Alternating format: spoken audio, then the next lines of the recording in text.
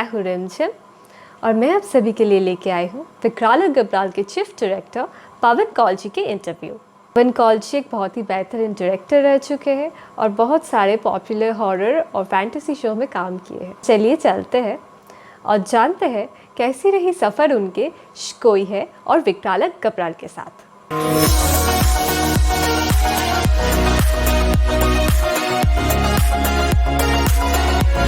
तो सर, हम लोग का पहला सवाल है, आपने कोई है का सफर कैसे शुरू किया? कोई है का सफर ऐसे शुरू हुआ कि मेरा एक प्रीवियस एक काम था, एक टेलीविजन का ही प्रोजेक्ट था जी। जिसे देख के मुझे बुलाया गया था इस शो के लिए। तो कुछ 7-8 एपिसोड इसके टेलीकास्ट हो चुके थे। हाँ। कोई है के, और वो स्टार प्लस पे था और वो सक्सेसफुल नहीं था, ताकि वो एपिसोड अच्छे बने थे। हाँ।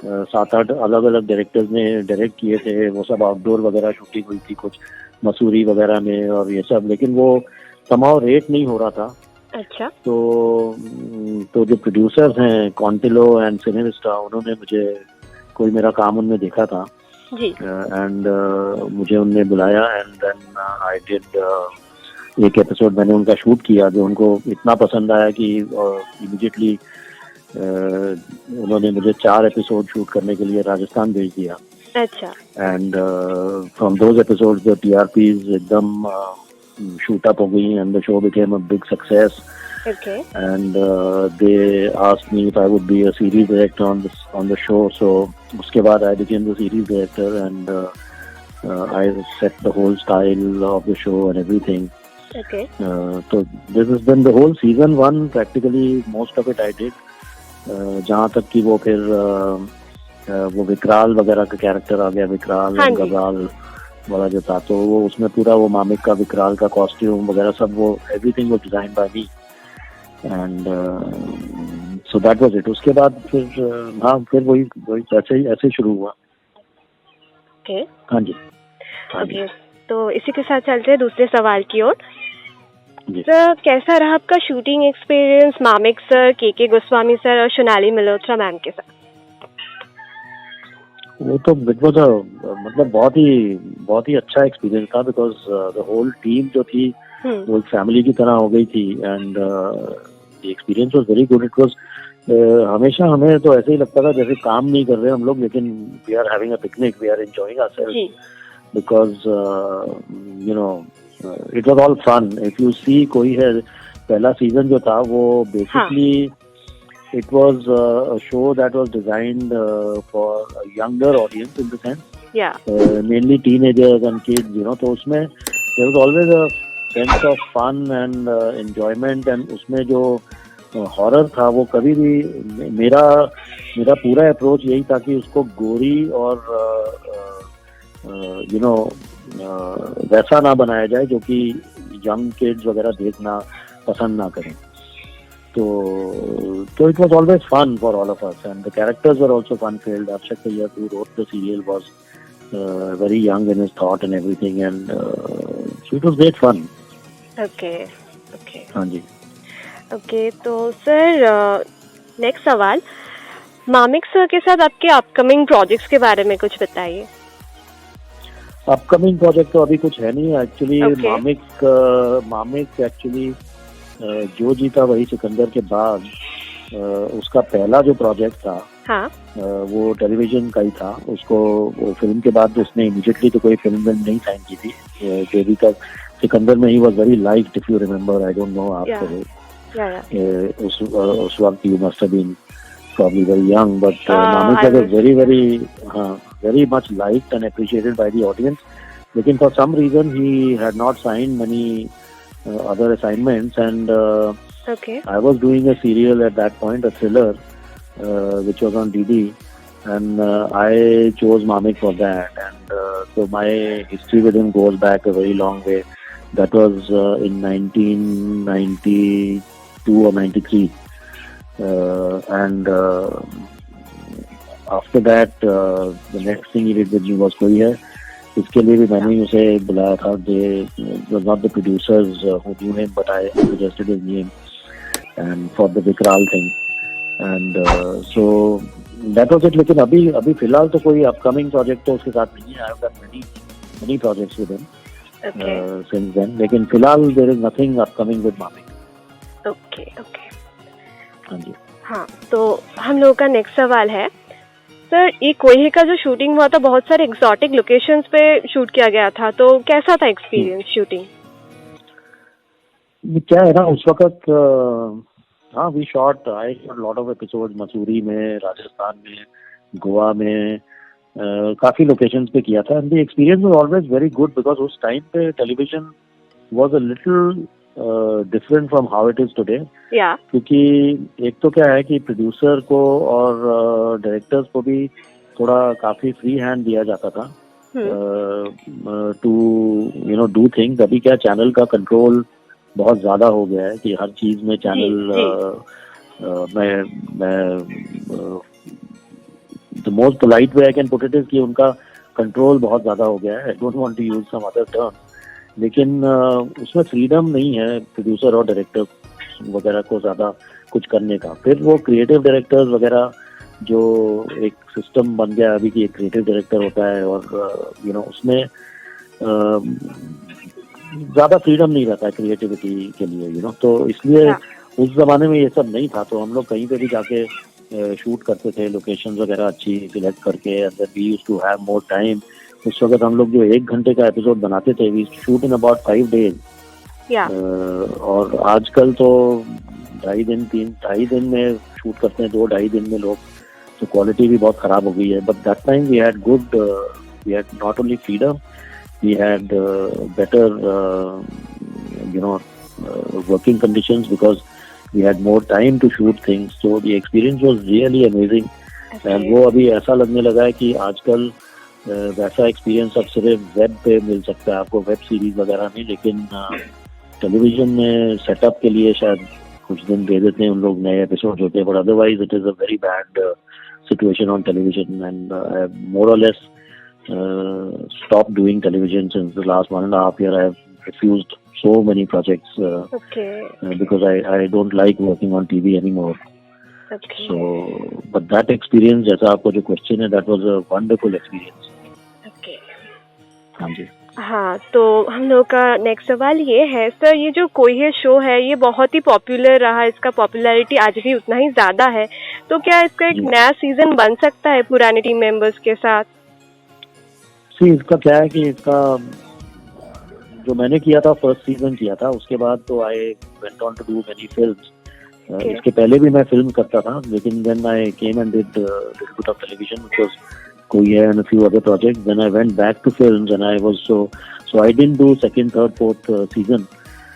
लेकिन अभी see the franchise belongs to Star Plus, तो अगर स्टार प्लस चाहेगा तो वो कभी भी कोई है का एक और सीजन बना सकते है ना। It depends on the channel. But I don't know whether it will be possible with the same actors because you know time has passed now. Some of them have, like Sonali, I think must have got married. I don't know where she is. KK and Mamik both have, of course, are not that young anymore.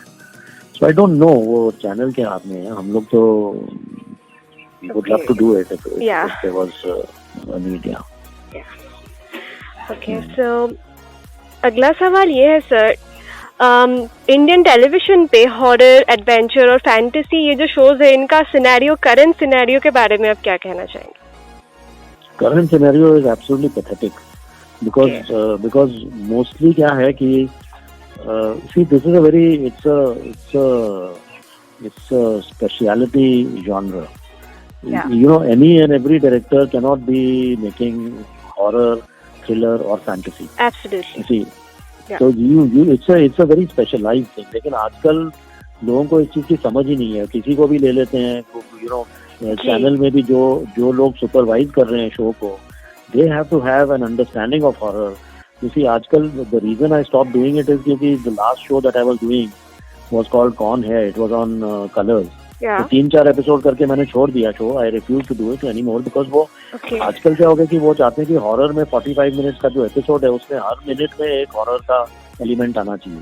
That is not the way to do horror or thriller. You know, you have to build up something, you keep building it up, and then suddenly there is an incident where they should be,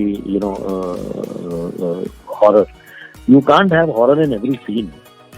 So Yeah. that is why it's not working also. वो show भी 40 episode के बाद बंद हो गया था, जो कौन है जी कलर्स पे जो था, बिकॉज वो चल ही नहीं सकता ना ऐसे. हाँ अभी आप लव स्टोरी बना रहे हैं, अगर आप if you making romantic story, तो हर सीन में तो रोमांस नहीं हो सकता ना. राइट आप स्टोरी कब सुनाओगे फिर? जी जी See, the story has to progress, and where it is needed, you have to have whatever, horror या thriller element जो भी है. तो आजकल the scene is very bad, and at least television पे तो कुछ अच्छा हो ही नहीं रहा in terms of horror and thriller. Not on television. It's there in the web space. Exactly But web में बहुत अच्छा कुछ हो रहा है. टाइपराइटर एक था सुजॉय घोष का, which was very good. It was made for children only. अगर आपने देखा, I don't know. I think it was on Netflix or Amazon. तो वेब में अच्छा हो रहा है, लेकिन television is absolutely gone to the top. Okay तो सर कोई का कोई वेब सीरीज बन सकता है क्या? वही, like I told you, the answer is the same. The franchise belongs to the channel. Okay या sure. So if the channel wants to make it, they can do it. लेकिन otherwise, there's nothing we can do about it now. Right हाँ जी. Okay sir, any memorable incident, कोई emotional experience, सुनहरी यादें कोई है के दौरान जो आपको आज भी याद है कि आप हमारे साथ शेयर करना चाहेंगे? See, actually क्या था कि some of, at least what I can say it is, what was memorable about it is कि it was one of the last horror shows made on television which had Yeah, exactly. a fantastic quality, Right. So that is very memorable. And as far as my own thing is concerned, I can tell you that the episode that I directed, one of them was called Highway. Yeah, it and was a if you see that wonderful episode. Yes, I have seen Yeah. it. Yes, yes. So Ram Gopal Verma made a film on that called Road. I mean, it was very similar. Oh, Very yeah, similar. okay. Okay. I can't say absolutely for sure that Okay. he made it from there, but it was very similar. And then there was another episode called Roxanne, which was about Roxanne, yeah, it was about a car, yeah. Yeah. and then Abbas Mastan made that film called Tarzan, which was about the car. Okay. Yeah. So there were several, at least 5-6 such episodes which I had directed, which were made into very similar films, came out, and it can't be a coincidence every time. Obviously, there must have been somebody who got inspired from there and made, stuff like that. And that to me has always been a very, very something that I remember very fondly always. And I can say that some of my best work I did in Korea. Okay. Okay. Sir, अपने कर्मा का shooting कितना enjoy किया Siddharth sir और Rewa ma'am के साथ? That was very good also, because Siddharth was a wonderful actor, actor in the sense that he was very obedient and very trusting, and took direction very, very positively and well. So it was a great experience working with him. Ekta was also very good to work with in those days because she gave complete freedom, and so yes, Karma was also very good Okay. experience. But it was a limited kind of a series. Yeah. It was not. It was not infinite. It was finite. So just that 26 episodes, what we did was all there was. But it was very good. Okay. Hmm. Okay, sir, तो हम लोगों का आखिरी सवाल है, any message for the youngsters? आप कुछ message देना चाहेंगे आज के यंगस्टर्स के लिए? Well, I'd like to say that everything that the youngsters watch, content which they watch, you see, control is in their own hands today. You cannot now really put a child lock on things, and everything goes with the internet the way it is. They'll find some way of watching whatever they want to watch. So children themselves have to be selective about what they see, and not indulge in too much of gory violence and everything. Not enjoy that kind of thing, and try and see something which is more entertaining rather than pushing the boundaries where it messes up your mind. There is enough dissatisfaction in the world and everything today without needing stimulation from stuff which incites you to be violent and everything. Okay. So I would think that children need to, children are smart, they're intelligent. It's wrong to say. I mean, I'm not talking about 5-year-old kids. I'm talking about children, meaning people who are in their teens, Yeah. 13, 14, Yeah. those kind of kids. They know what they're doing. They're not silly. They're They are much smarter than we were at that age, and they know how to take their decisions. And I think they should be selective and choosy about what they see, because eventually it affects their mind. Okay. Yes, So that's that was all. तो ये थी पवन कौल जी के साथ interview. मिलते हैं आपसे upcoming videos पे। Bye.